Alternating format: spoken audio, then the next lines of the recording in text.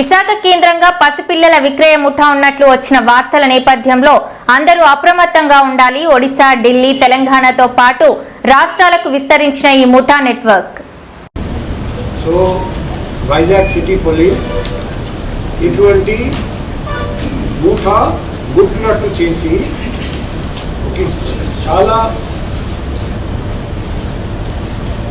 చాలా పెద్ద ర్యాకెట్ అది అన్రెవెల్ చేయడం జరిగింది. టాస్క్ ఫోర్స్,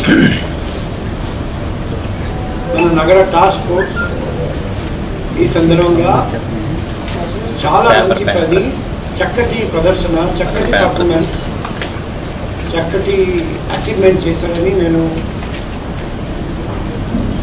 వాళ్లకు అభినందిస్తున్నా.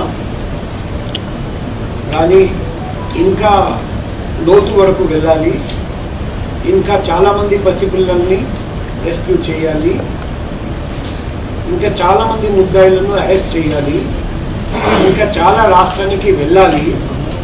సో మన పని కంటిన్యూ అవుతుంది. ఇది ఎంతవరకు ప్రోగ్రెస్ జరిగింది తెలియజేయడానికి ఈరోజు మనం కలుస్తున్నాము. ఫర్దర్ ప్రోగ్రెస్ జరిగిన తర్వాత ఫర్దర్ మీకు తెలియజేస్తాం.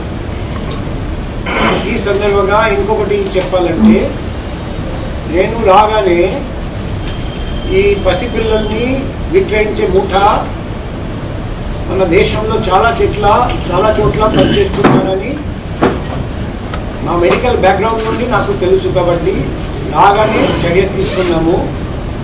మన జిల్లా కలెక్టర్ గారికి 80 హాస్పిటల్, హెల్త్ సెంటర్ ఎక్కడెక్కడ మన విశాఖపట్నం నగరంలో సరైన స్టెప్స్ తీసుకోవట్లేదు, అది రాస్తూ డిస్ట్రిక్ట్ కలెక్టర్ గారికి తగిన చర్య తీసుకోమని రిక్వెస్ట్ చేయడం జరిగింది. యాజ్ అడిషనల్ డిస్ట్రిక్ట్ మ్యాజిస్ట్రేట్ మేము కూడా అన్ని హాస్పిటల్స్, హెల్త్ సెంటర్స్కి 1 by 1 నోటీస్ పంపిస్తున్నాం. ఎందుకంటే